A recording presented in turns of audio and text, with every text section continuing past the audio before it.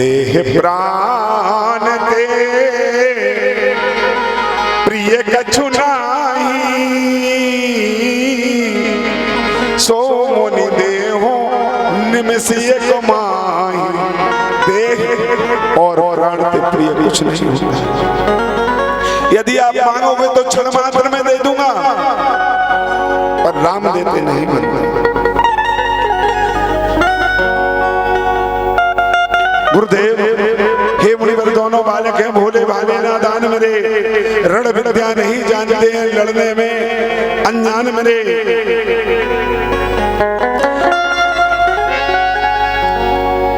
संपत्ति सेना राजपाट संपत्ति सेना सब कुछ देना दुश्वार नहीं, आज्ञा हो तो मैं स्वयं चलूं इसमें कुछ इनकार नहीं।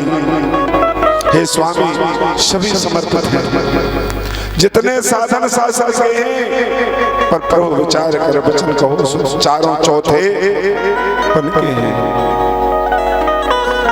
लेकिन राम और लक्ष्मण दोनों प्राणों से ज्यादा प्यारे हैं। वैसे तो चारों ही मेरी बूढ़ी आंखों के तारे हैं। फिर राम सदा सुधाम मेरा अब उसका भय गवारा है। घर का जब वही चंद्रमा हो, जीवन का वही सहारा है। राम लक्ष्मण न मांगो मुनि जी, राम लक्ष्मण राम लक्ष्मण राम लक्ष्मण न मांगो मुनि जी, वो तो देने के काबिल नहीं है।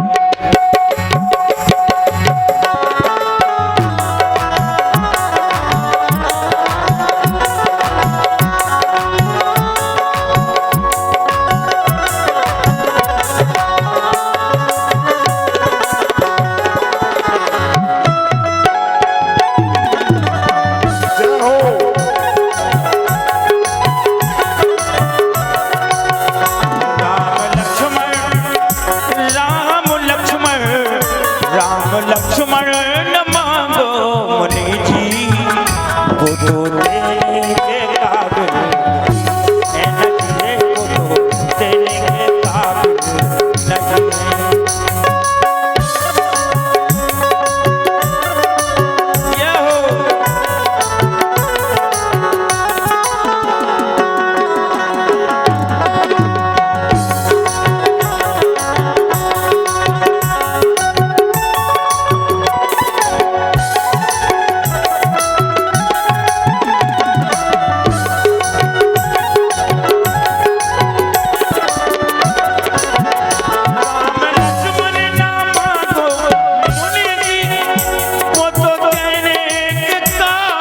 नहीं, वो तो देने के काबिल नहीं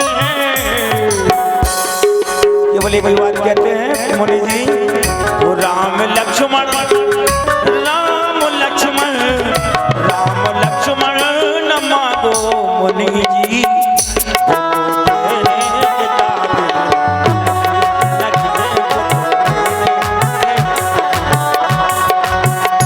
उनके माथे पर मुकुट बंधा है,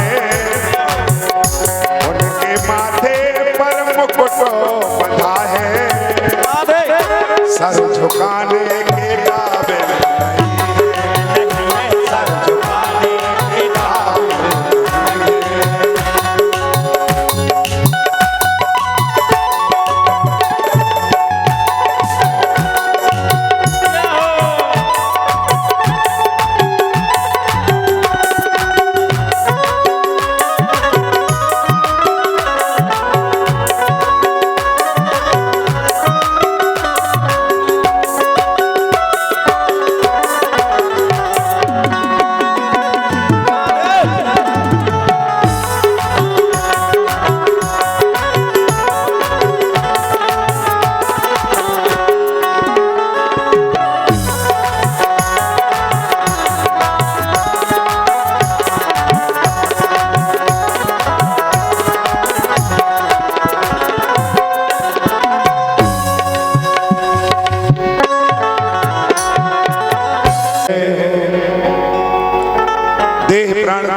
सुना है, यदि आप प्राण भी मांगो तो ऐसा कुछ होकर के दे दूंगा, तो राम देते नहीं बनते। शब्द मोह प्राण की नाई पर राम देते नहीं बनत गोसाई। ऐसा क्यों? जब सब प्राण की नाई है तो राम ही क्यों इतने स्नेही बन गए? क्योंकि अगले दिन कथा में सुनाया गया था, देवासुर संग्राम हुआ, लड़ते लड़ते जब रथ उल्टा हो गया था तो पक्षीराज जटायु ने जाकर अपने पंखों पर ले लिया था और धीरे धीरे धीरे धीरे करके जमीन पर उतारा और सीधा कर दिया था। उस समय जटायु ने मांग की थी, महाराज बोले क्या मांगना चाहते हो पक्षीराज बताओ। तो महाराज ने वही शब्द कहा था कि मुझे अगर देना चाहते हो तो ज्येष्ठ पुत्र दे दीजिए। उस समय नहीं था, गिलानी हुई थी। अगले दिन कथा में बताया यदि पुत्र होता तो मैं इसी क्षण दे देता। तो जटायु कहने लगते थे, उन्होंने कहा था कि तब हो जाए तो ले ले। लगा उनको मालूम तो हो ही गया, जटायु न जाने किस समय आकर के और मांग पूरी करवाएं तो हम निरुत्तर हो जाएंगे। हमारे वंश की ये रीति है, रघुकुल रीति सदा चले आई और प्राण जाए पर वचन न जाए, झूठा पड़ जाऊंगा। इसलिए सब सुख मोह प्राण की नाई पर राम देते नहीं बनत गोसाई, क्योंकि राम को पहले दे चुका हूं। इतने जब शब्द सुने महर्षि विश्वामित्र जी क्रोधित हो जाते हैं।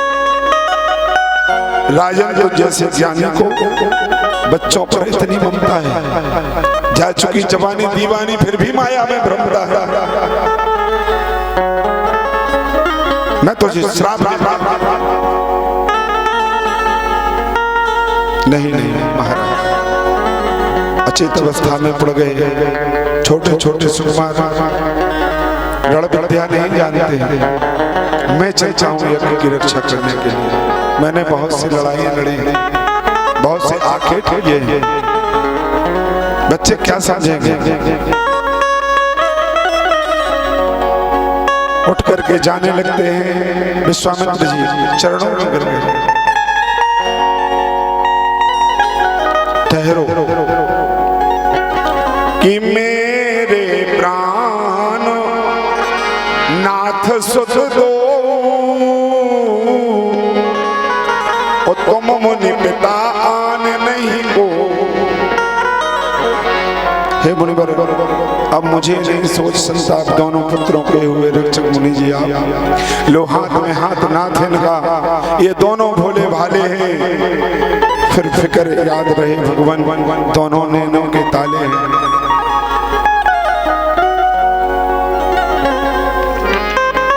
महाराज दशरथ जी ने राम और लक्ष्मण को ऋषि के हाथ में हाथ दे दिया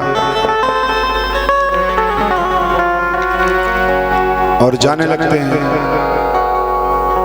राम कहने लगते हैं, गुरुजी थोड़ा रुक जाओ। बोले क्यों? पिताजी से तो आज्ञा मिल गई, अब माता जी के चरण छू के आता हूँ। ओ गुरुजी बोले, जब पिताजी ने कह दिया तो माता से क्या पूछना बेटा, क्योंकि वो जानते हैं कि माँ की ममता अलग होती है।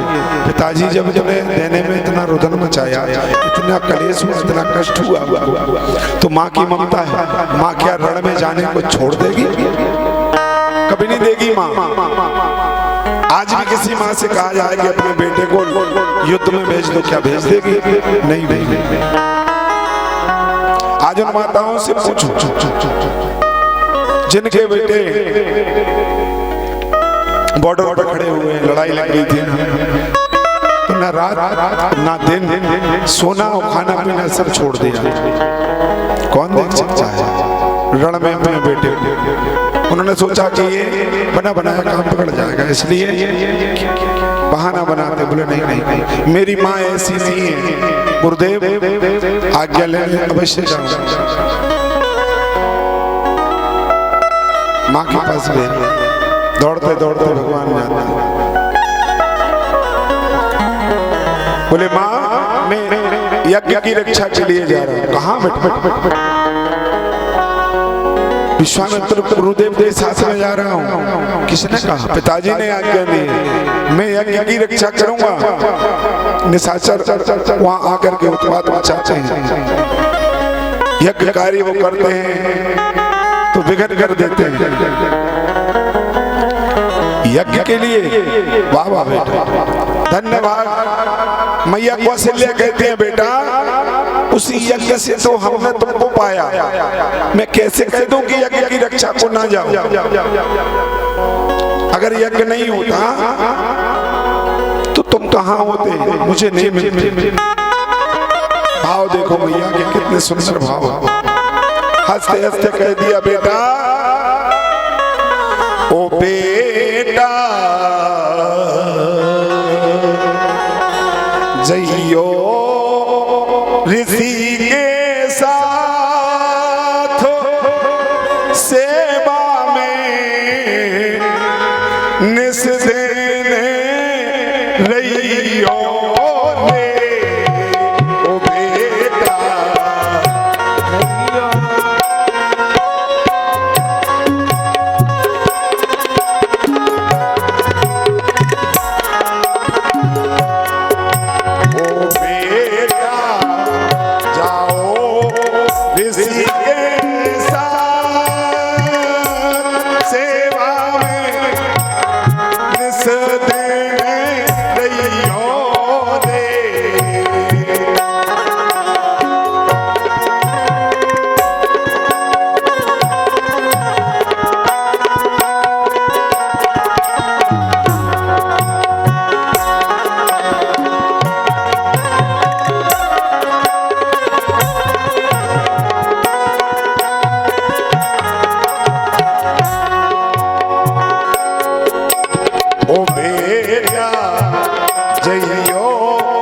ऋषि के साथ सेवा में निस देना रहियो ने।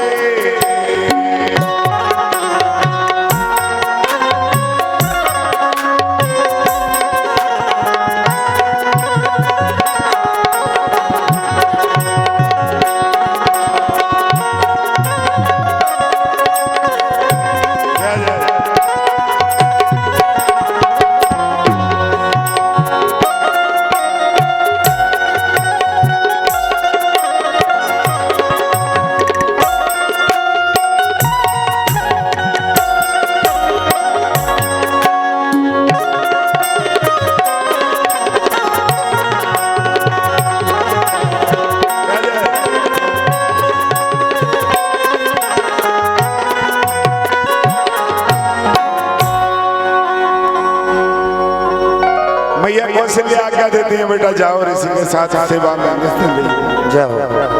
आज्ञा लेकर के दौड़ के आते हैं। गुरुदेव मैया ने कह दिया धन्यवाद कौशल्या के लिए जो रण को भेज दिया। बचपन में तुरंत लगा करके जाते हैं ऋषि विश्वामित्र जी। कहते हैं कौन से रास्ते से चलोगे? यहाँ पर एक 6 माह की और एक साल भर की 2 रास्ताएं, और 6 माह की जो रास्ता है उसमें कठिन राक्षसी का सामना करना पड़ेगा। बोले गुरुजी वही रास्ता चलना है। विश्वामित्र जी के साथ जैसे ही निकले तो कंदापुर की ओर भगवान जब चलते हैं सरोवर दिखाई देता है। सरोवर में दोनों भैया स्नान करते हैं, पानी एक दूसरे के ऊपर फेंक रहे हैं, स्नान कर रहे हैं। गुरुदेव ने देखा ये तो बचपना है, ये क्या है? यज्ञ की रक्षा कर रहे हैं, एक दूसरे के ऊपर पानी उलीच रहे हैं, सरोवर में खड़े हुए कौतुक कर रहे हैं। भगवान बड़े कौतुकी हैं। सोच में पड़ जाते हैं विश्वामित्र जी, फिर भी सोचते हैं कि हैं तो भगवान ले गए।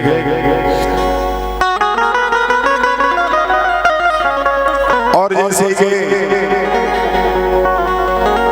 तो उस राक्षसी को मालूम चला, क्योंकि मानसी सुगंध आ जाती थी उसको, और ताड़का दौड़ती हुई आई, ऋषि के ऊपर आक्रमण किया।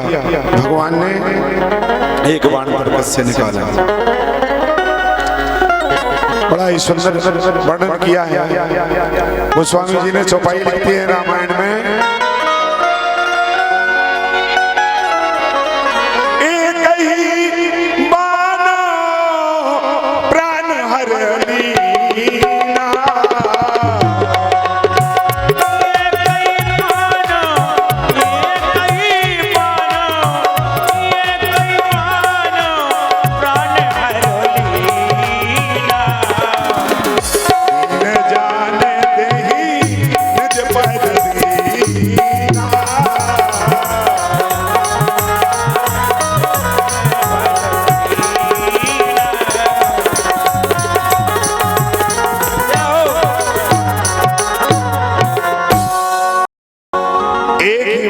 से ताड़का को मार दिया।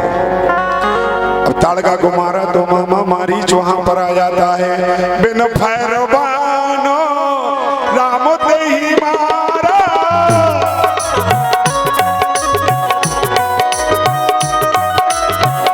बिन फैरबानो राम ते ही मारा।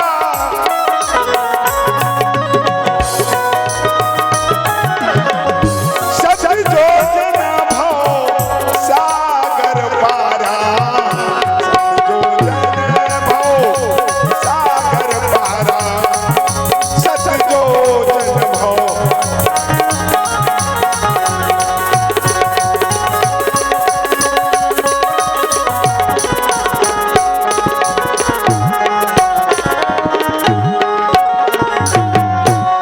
बिना नौक का बाण पीछे लगा दिया।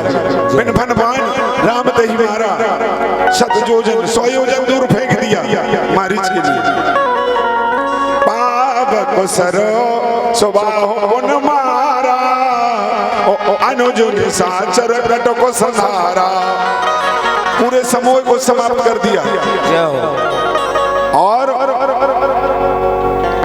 रात कहा मुनि शन रघुराई, और निर्भय यज्ञ करो तुम जाई। गुरुदेव निश्चिंत होकर के यज्ञ करो। मैं इसीलिए कहा तेजवान को छोटा होने पर भी छोटा नहीं समझना चाहिए, क्योंकि एक छोटा सा हमको साथी बस में कर लेते हैं।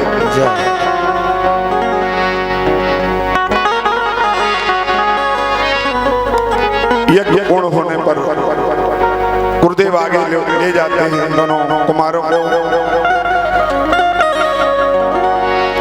आगे बढ़ते और देखा तो एक पत्थर की शिला पड़ी हुई थी। देख करके पूछा भगवान ने, गुरुदेव यह पत्थर की शिला कैसे पड़ी हुई? लगता नहीं है ऐसा पत्थर मैंने देखा ही नहीं है। पूछे मुनहि शिला प्रभु देखी, सकल कथा मुनि कहा विशेषी। गुरुदेव यह पत्थर की शिला कैसी पड़ी वो कथा मुझे सुनाइए। विश्वामित्र जी कहते, रामभद्रजू गौतम नारी श्राप बस उपल दे धर धीरो, चरण कमल रज चायती, सुकृपा करो रघुवीर। ये गौतम की नारी अहिल्या है, श्राप के कारण यह पत्थर बन गई है। चरण कमल रज चाहती, प्रभु आपके चरणों की रज की प्रतीक्षा कर रही है, सुकृपा करो रघुवीर। अरे अरे मेरा क्षत्रिय धर्म घट जाएगा गुरुदेव, मैं क्षत्रिय बालक हूँ और यह ऋषि पत्नी ब्राह्मणी, मैं कैसे चरण छुपाऊं? अब तो चक्कर में पड़ जाते हैं गुरुदेव। मैं सम्मान करता हूँ ब्राह्मणों का, मैं क्षत्रिय बालक हूँ और चरण कैसे छुपा दूं? बोले रामभद्रजू मेरे साथ आओ, मैं दिखाता हूं तुम्हें कि चरण कैसे छुपाऊं। चले राम लक्ष्मण मुनि संगा, गए जहां जग पावन गंगा। गंगा जी के पास ले गए, गाधी सुन सब कथा सुनाई, जही प्रकार सुर सर में आई। भागीरथी जो गंगा लाए थे, पूरे गंगा अवतरण की कथा को सुनाया। तुम कहते हो एक को तारने की बात, एक ऋषि पत्नी की, आपके पूर्वजों ने तो पूरे किस किस को नहीं तारा। इसलिए चरण कमल में चाहे कृपा करो। भगवान ने चरण छोड़ा, अहिल्या का उद्धार हो गया। आगे ले चलते हैं, समय हो रहा है कथा को बढ़ाना। भगवान का विवाह आज संपन्न करना है, विवाह में समय लगता है। संसार के प्रकार से विवाह नहीं हो पाएगा अगर भजन गाते रहोगे। हाँ, भजन का समय दिया जाएगा, ऐसी बात है। भगवान आगे को बढ़ते हैं, जैसे ही आगे चले कंता पर पहुंचे और आगे जाते हैं तो जनकपुर दिखने लगता है।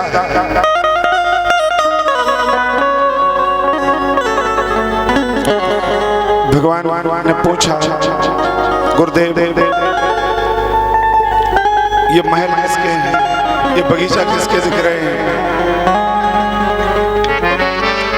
आए हैं घर को प्यारे, देखो रचना राज दुलारे।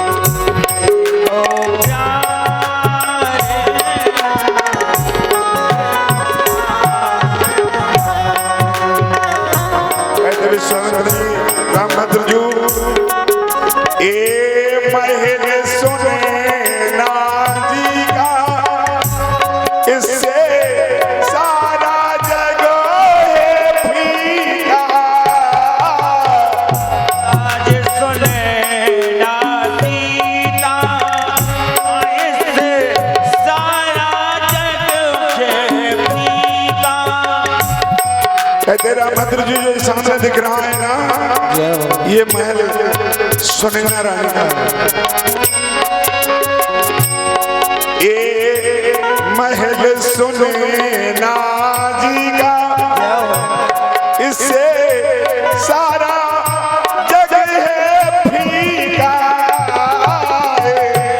महल सुनैना जी का, इससे सारा जग है फीका। जड़े अनेकों सितारे, देखो रचना राज दुलारे।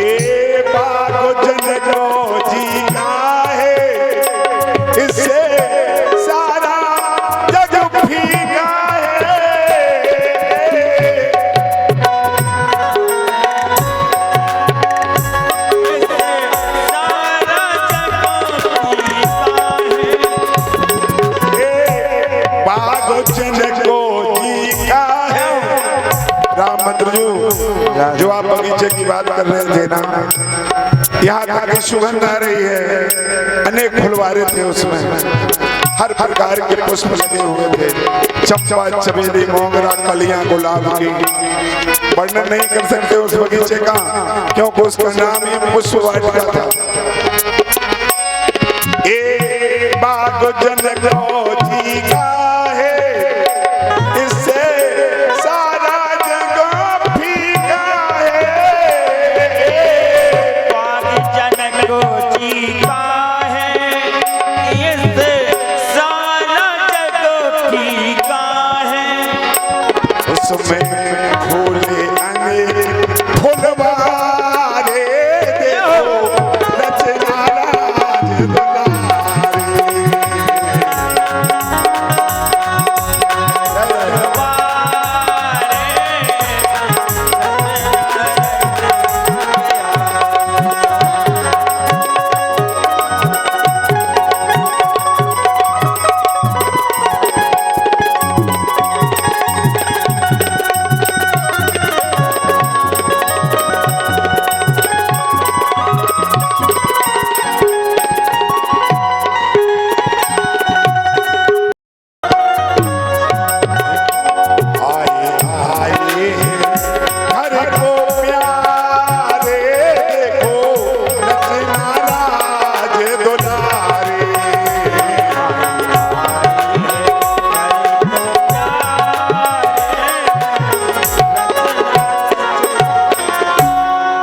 प्रकार से रामभद्र जी को विश्वामित्र ऋषि ने समझाया और बताया।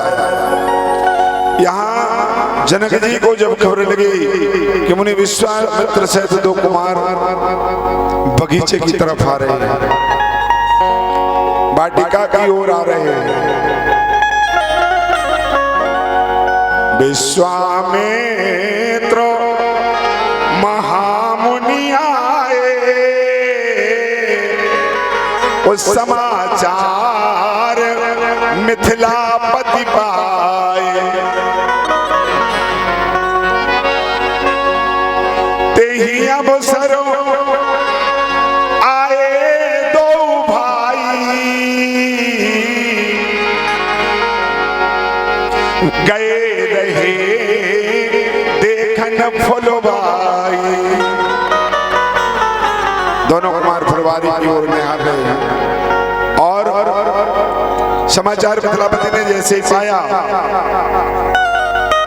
तुरंत ही दौड़ते चले आए, दौड़ते हुए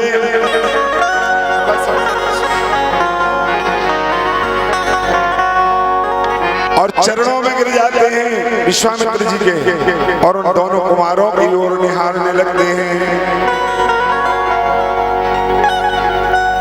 कहते हैं कहो नाथ सुंदर दो बालको, मुनि कुल तिलक नृप कुल बालको। हे मुनिवर, ये दोनों बालक एक श्याम वर्ण और एक और वर्ण अति सुंदर मनोहर हैं, जो इनको देखता है वह देखते ही रह जाता है। ये कौन है? पूछने लगते हैं। हे आप कृपानिधि विद्यान दो और सर्वधर्म संचालक हैं, ये श्याम गौर दोनों कुमार किस भाग्यवान के बालक।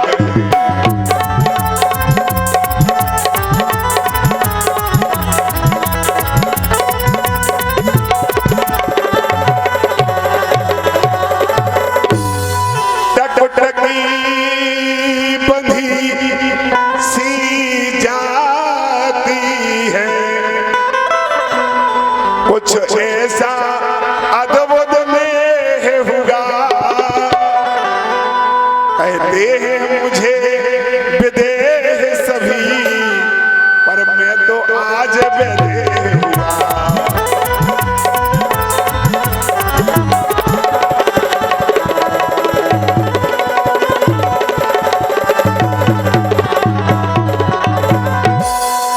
विश्वामित्र जी कह रहे हैं रघुकुल मणि दशरथ के जाए। बोले महाराज दशरथ के कुमार हैं, इनको देख करके मेरा मन ब्रह्म मन से हटता है और जो भी इनको देख जाए वो देखते ही रह जाता है। हे दोनों कुंवर अवध के, हे राम नाम लक्ष्मण इनका,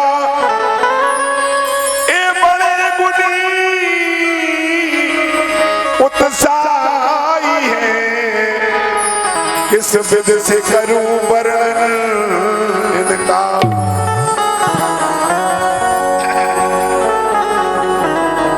निर्विघ्न कराया कार्य,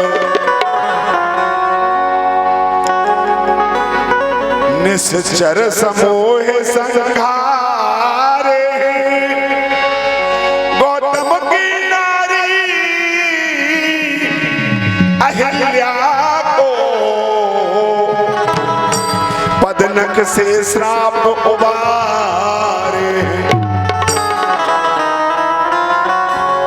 इतने वचन जहां से सुने महाराज ने अमराई में ठहरने की व्यवस्था कर दी कि आज रात्रि यही विश्राम करो। दोनों कुमारों को लेकर के विश्वामित्र जी अमराई में ठहर जाते हैं। अमराई में जैसे ही ठहरे तो भगवान बड़ी मर्यादा से देखो आप क्या चाल चल रहे हैं, क्योंकि वो बगीचा उनको भाग गया था। और जनकपुर जब देखा उन्होंने और महल को देखा सुनैना जी के, उनमें अनेक सितारे जड़े चमक रहे थे। भगवान सोचे कि नगर को अवलोकन करना है, अब जाएं तो कैसे जाएं, गुरुजी कह दें तो अच्छा है। गुरुजी ने तो नहीं बोला, अब वो स्वयं कह रहे हैं। गुरुदेव बड़ी सुंदर चौपाई का वर्णन।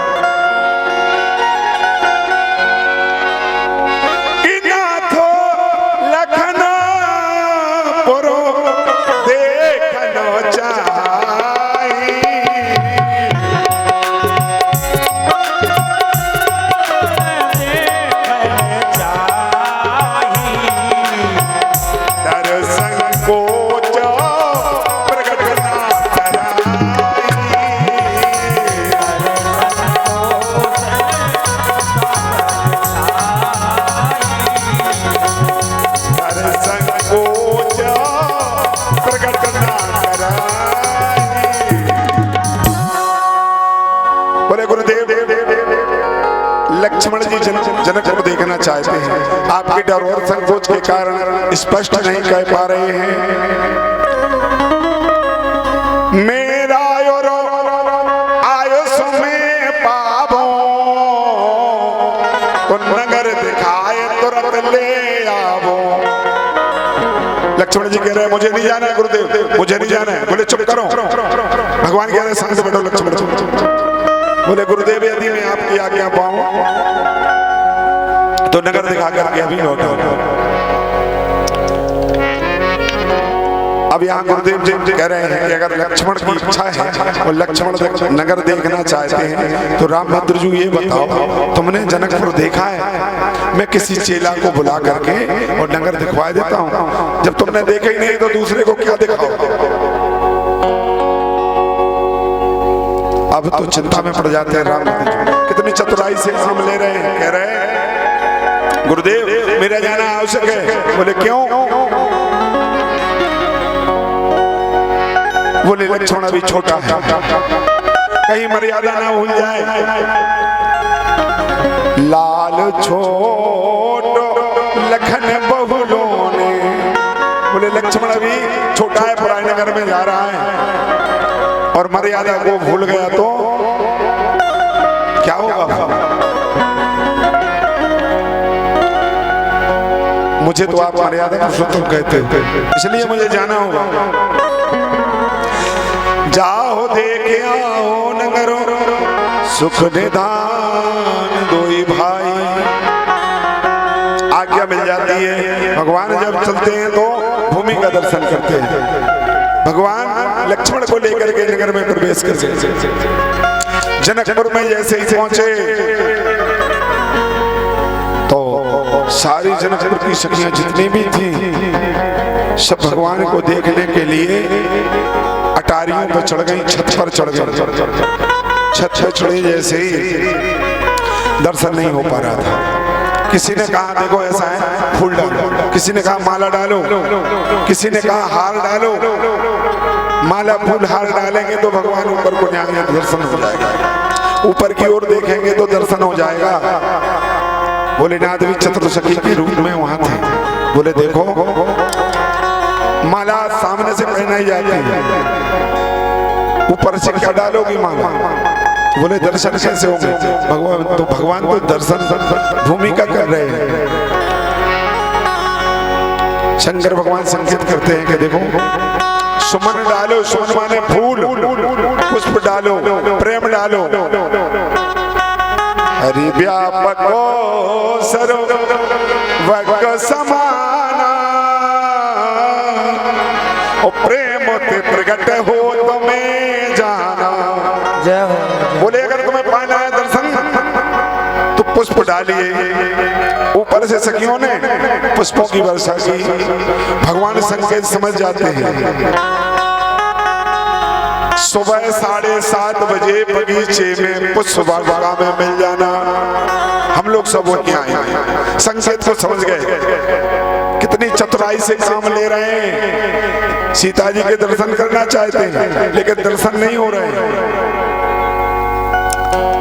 संकेत पुष्प का समझ गए कि सुबह पुष्पवाटिका में मिलने आएंगे। तुरंत लौट जाते हैं। चतुराई देखिए आप, चतुराई इसलिए क्योंकि 6 मास में भगवान का जन्म हुआ था। ऐसा शास्त्र कहते हैं कि चैत को चतुरो बैसाख को लाड़ लो, ओ जेठ को जेठाई मारे मान हर लेते, अषाढ़ को आकरो और सावन को सूरबीर, ओ भादों को गुणवान जो के विद्या पढ़ लेते हैं, कुंवर को झूठा। ये कुंवर के अगर को बैठे हो तो प्रॉब्लम जय हो गुरुदेव, जय हो। शास्त्र में लेख है ऐसा, नक्षत्र और घड़ी का। कुंवर को झूठा, कार्तिक को धर्मात्मा, ओ अगन को आलसी सो पेट भर लेते हैं। जय हो।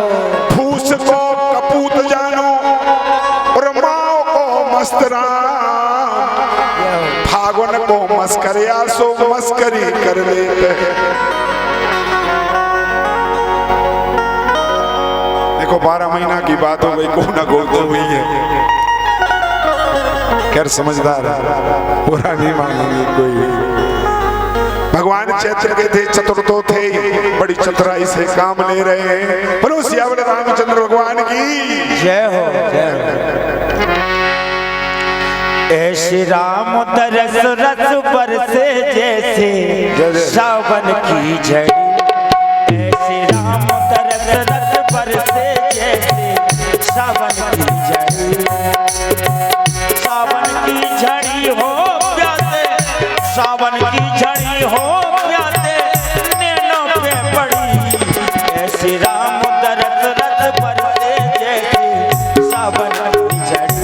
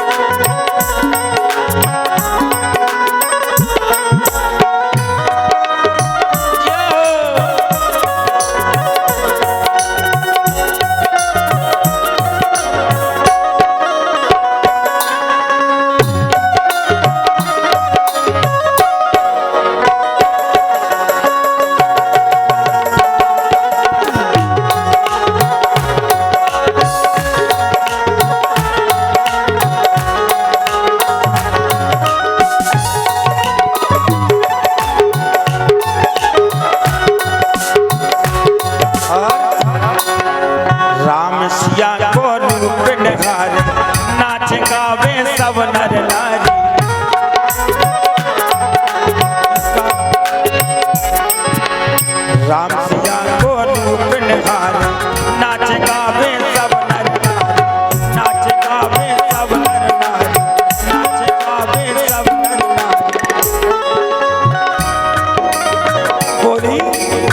चलनी दर्शन करया बेका, चलनी दर्शन करया बेका, सोचत खड़ी ऐसे राम दरस रस बरसे जैसे सावन की झड़ी।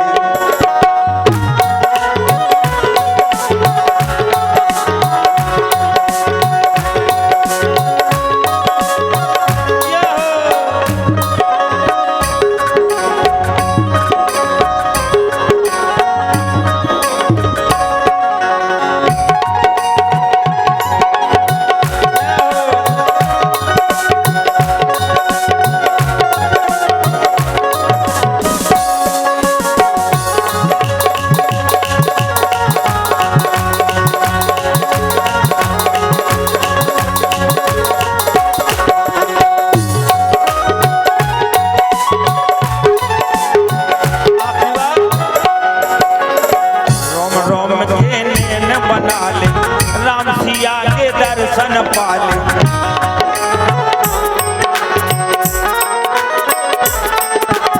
रोम रोम के नैन बना ले, राम सिया के दर्शन पाले, राम सिया के दर्शन पाले।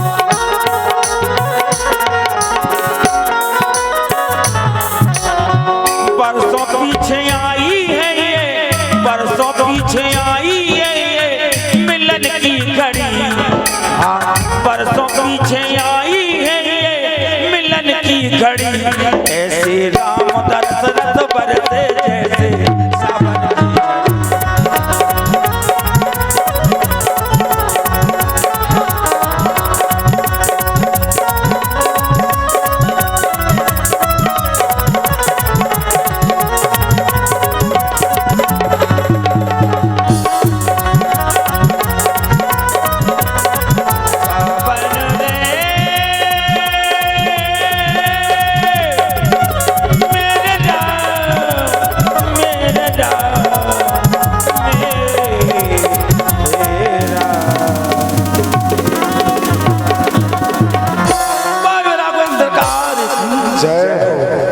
चलते हैं गुरु।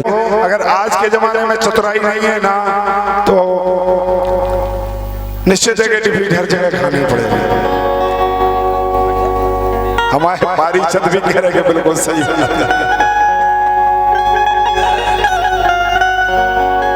दो भाई थे, एक तो बड़े चतुर थे और एक बेचारा बड़ा सीधा साधा। खेत में कुआं पे ही निवास था उनका, केवल भोजन जाते थे दोनों पे। एक समय जो बड़ा भाई था वो इलेक्शन में खड़ा हो गया और घर पे कोई था नहीं भोजन बनाने वाला। अब इलेक्शन में तो तुम जानते हो कि चुनाव जब आओ ना तो दिन और रात भूख लगती नहीं है जो इलेक्शन में खड़े हुए। बेचारे को भोजन नहीं पहुंचा, एक दिन हो गया, 2 दिन हो गए, बड़ा क्रोधित हुआ। बोले 2 दिन से कोई भोजन नहीं ले आ, भैया गए। अरे बोले भैया सुनो, तुम भाभी को ले आओ। बोले भाभी को क्यों, घर पे नहीं है? बोले नहीं घर पे नहीं है। तो बोले तुम ले आओ ना, तुमको मैंने तालमेल देखा नहीं उज्जैन से, भाभी को ले आओ। कैसे ले आऊं मैं कुछ जानता भी नहीं हूँ। बोले जानना क्या है, वहाँ वेद थोड़ी पढ़ना है। बोले तो बोले हाँ और ना, 2 बातों का जवाब देना। बोले तुम ही चले जाओ, क्या कर रहे हो? बोले हम इलेक्शन में खड़े। बोले इलेक्शन होता क्या है? बोले चुनाव। बोले चुनाव का मतलब क्या हुआ? बोले चुनाव का ये मतलब होता है कि जिसके पास 100-200 आदमियों का बहुमत होता है, उसकी विजय होती है, वो उस नगर का राजा बन जाता है। अगर वो 100-200 आदमी मिलकर के 200 आदमी और आम को भी इमली कहते हैं तो मान में जाता है। बोले हमारे पास बहुमत है, इसलिए हम बहुमत से खड़े हैं और तुम इतना काम कर दो। बोले भैया हम वैसे तो नहीं जा पाएंगे, जब आप कह रहे हो तो ठीक है, खाना तो समय से मिलेगा कम से कम, तुम इलेक्शन में खड़े रहे। हमें एक नक्शा बना दो और समझा दो कि वो घर कहाँ है। तो सीधे सच्चे आदमी को अगर गढ़ वहां तो धरवा दी जाए पगडंडी, तो फिर वो पूछ भी की जरूरत नहीं। बड़े भैया ने नक्शा बना दिया, टिकट करवा दी जाने की और आने की। बोले अभी चले जाओ। बोले ठीक है। अब वो मन में सोचता गया, भैया कह रहे थे कि मुझे कहना तो कुछ है नहीं है, बोलना तो आते ही नहीं है, हाँ और ना दो बातों का जवाब देना। तो जैसे इस नक्शा बनाया, उसी नक्शा के आधार पर वो ट्रेन में बैठ गया और जो घर का नक्शा था वहां पहुंच गया उज्जैन, और वहां जाके उसने उसी नक्शे के आधार पर घर पहुंच गया। घर जैसे ही वो पहुंचा, सासू मामा मिल गई। सासू जी पूछे, अरे अरे अरे लालाजू आ गए, क्योंकि उससे कभी आने का चांस ही नहीं था उनका, वो कैसे पहुंचते। बोले लालाजू आ गए। बोले हाँ। बोले लालाजू नहीं आए। बोले ना। अब चिंतित हो गई, क्यों? तबीयत खराब हो गई होगी, शायद दवाई कराई ठीक नहीं हुई क्या? बोले ना। बोले तबीयत खराब है? बोले हाँ। बोले दवाई कराई ठीक नहीं? बोले ना। अब बड़ी चिंता हो गई, क्योंकि दो शब्द के अलावा तीसरा शब्द ना तो भैया ने बताया और ना उन्होंने कुछ बोला। बोले लालाजू आ गए? बोले हाँ। बोले भैया नहीं आए? बोले ना। बोले बीमार है का? बोले हाँ। दवाई कराई ठीक नहीं हो? बोले ना। दवाई कराई ठीक नहीं? बोले ना। बोले अनहोनी हो गई क्या कछु? बोले हाँ। अब अनहोनी को मतलब के लालाजू मारा गया। अब देखो तुम जैसे ही जा गई कि अनहोनी हो गई सो बोली हाँ। अब तो सासू माँ रोवे लगी, भादे के रोवे लगी कि भर जवानी में बिटिया विधवा हो गई, भर जवानी में बिटिया विधवा हो गई। मोहल्ला पड़ोस पूरा एकत्र हो गया, क्या हो गया क्या हो गया। अभी अभी बड़ा विचित्र आदमी, बोले बड़ी बड़ी बड़ी विचित्र जगह आए, ना पानी का पूछा, ना खाने को पूछा, ना बैठने को कहा, रोने लग गई है। तो पूरा मोहल्ला इकट्ठा हो, मोहल्ले से गांव में खबर लग भर जवानी में बिटिया विधवा हो गई। एक ही बात, पूरा गांव इकट्ठा हो गया, सभी आई सब रोने लग गई। जी बोले हाँ। बोले लालाजू तुम जाओ, ऐसे मिलवा के क्या जाना है, हम आते हैं। बोले हाँ। निकले वो उसी आधार पर ट्रेन पकड़ के और घर वापसी आए। घर वापसी आए, भैया चौराहे पे खड़े थे, वोट मांग रहे थे। बोले क्यों आ गए? बोले हाँ। बोले भाभी को नहीं लाए? बोले ना। क्यों क्यों नहीं लाए? अरे बोले क्या लाते, भाभी तो विधवा हो गई। बोले भाभी विधवा हो गई? बोले हम 5 हाथ के खड़े हुए, भाभी विधवा कहाँ? बोले भैया तुम 10 हाथ के हो जाओ, भाभी विधवा हो गई तो हो गई। बोले कैसे हो गई?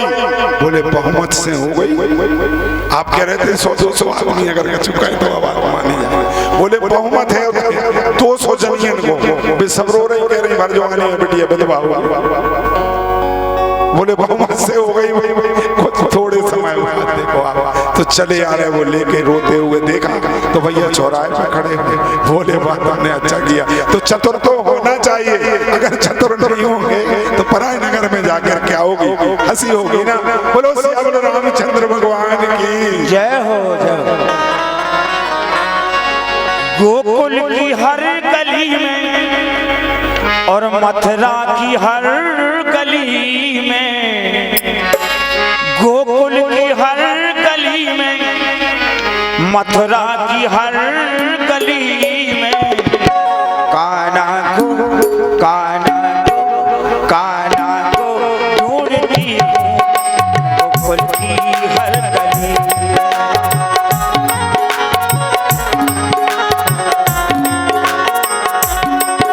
अरे गोकुल की हर गली में, मथुरा की हर गली में, गोकुल की हर गली में, अच्छा मथुरा की हर गली में, कान्हा को ढूंढती हूँ दुनिया की हर गली।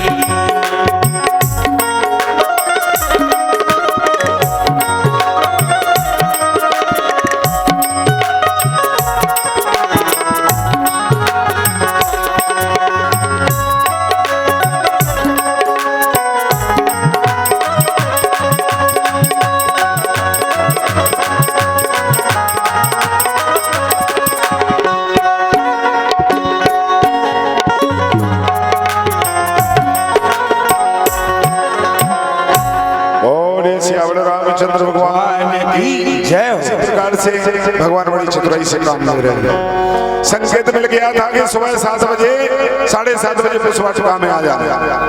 अब सोच रहे हैं कि गुरुदेव कैसे कहें, गुरुदेव से क्या, अभी तो कहा था लक्ष्मण का नाम ले लिया।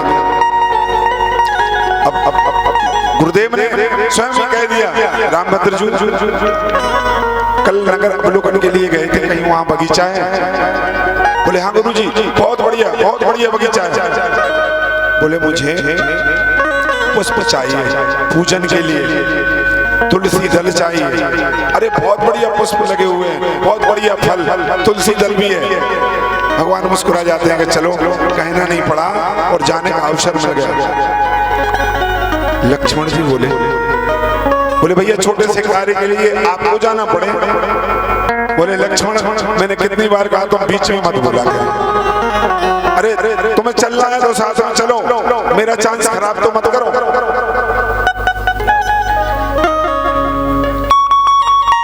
अब यहां पर लेन प्रसून चले दो भाई। गुरुदेव ने आज्ञा दी, जाओ बगीचे से सुंदर पुष्प लेकर के आओ। अब यहाँ पर पुष्पवाटिका की ओर भगवान जाते हैं और वहां से सीता जी आ रहे हैं।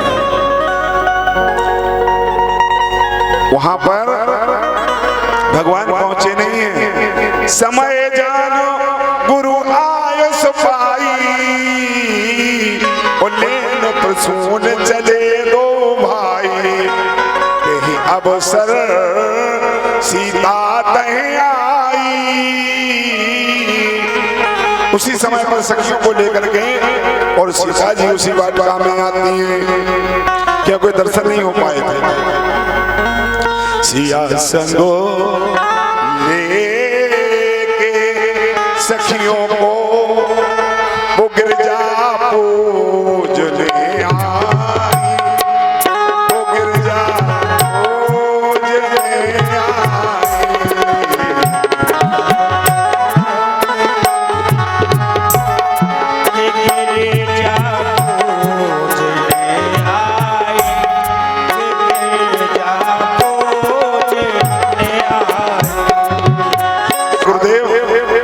पुष्प लीजिए, पुष्प फल नहीं लाए? बोले नहीं थे, नहीं क्या? बोले लक्ष्मण जी बोलो थे। अरे बहुत बढ़िया पके फल थे गुरुदेव, ये लाए नहीं। क्यों नहीं लाए रामभद्र जी?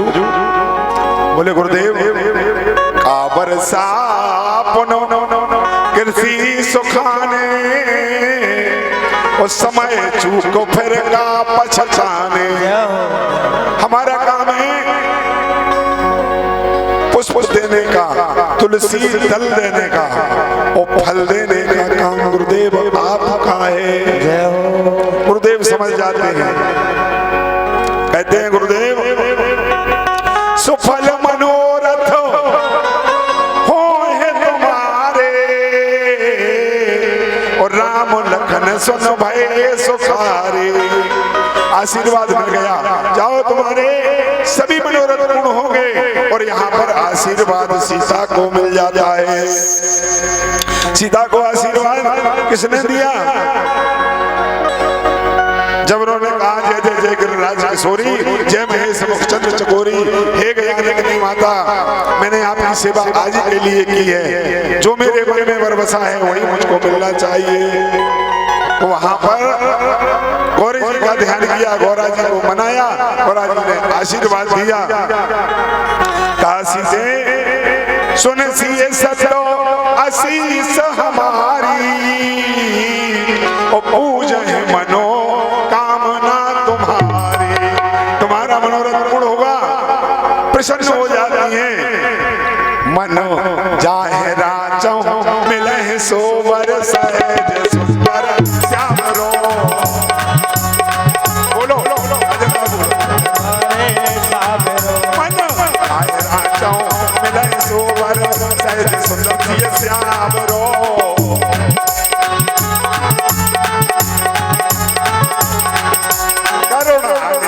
सुजान सील सने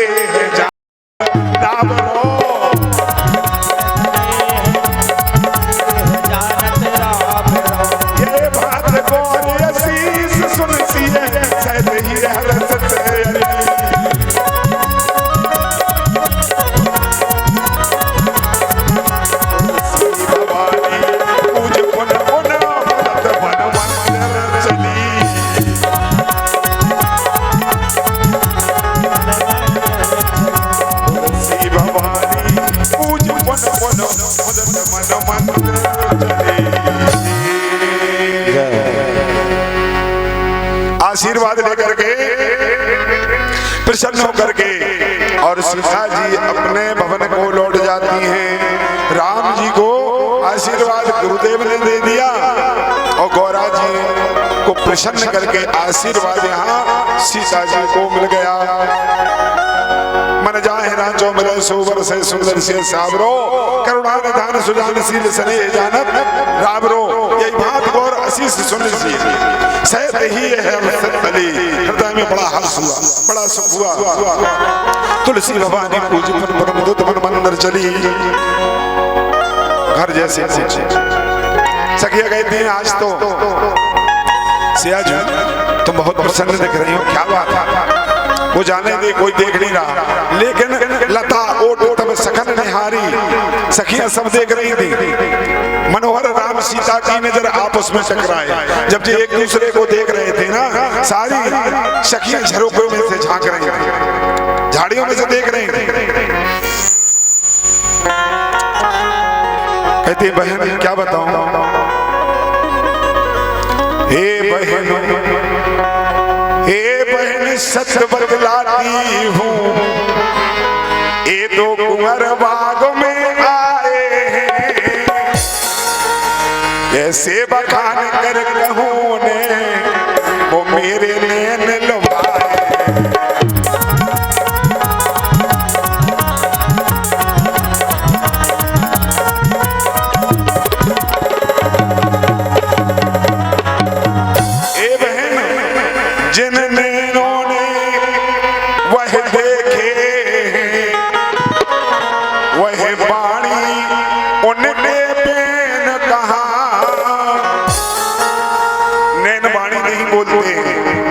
वो जो वाणी बतला सकती है सुकुमारी उनके।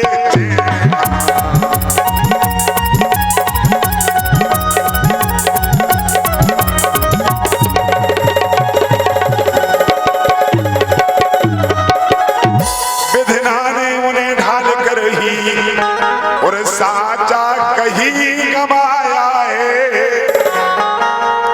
मैं तो तन की सुध भूल गई जब से वह दर्शन पाया।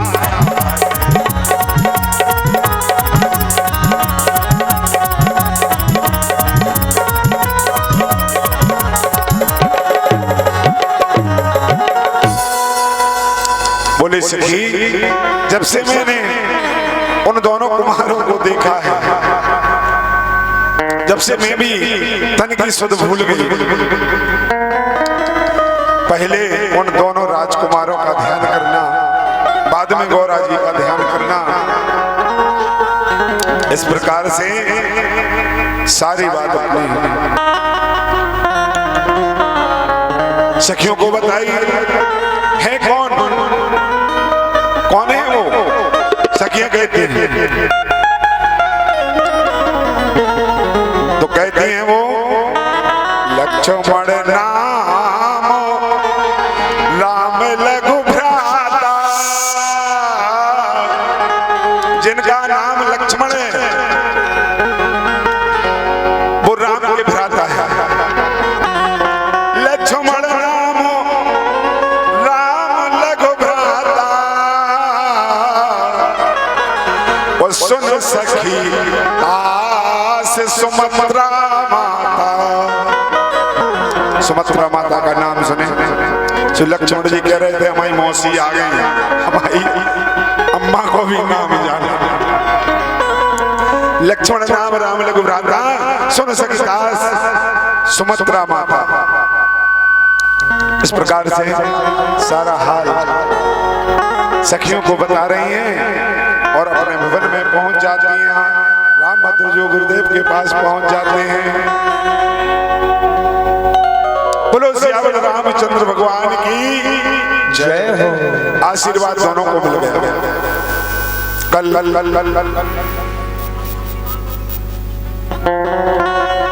भगवान का विवाह होगा, आगे की कथा बढ़ेगी। समय को देखते हुए 11 बज गए। यही वाणी को विराम देते हैं और ठीक समय 7 बजे कथा शुभारंभ हो जाएगी। आप लोग थोड़े देर से आते हैं, इसलिए हमें समय करना पड़ता है, इसलिए आप अपने कार्य से ठीक समय से निर्भग्न होकर के 2 दिन की ही बात रही, कल और परसों ही कथा होगी। तो कल तो शाम के समय हो गई और परसों के दिन में हो गई कथा, हवन होगा, कथा ब्राह्मण की ओर जा रही है, इसलिए 2 दिन ही शेष बचे हैं, अधिक से अधिक संख्या में और समय से पधारें, सभी लोग खड़े हो जाएं, भाव से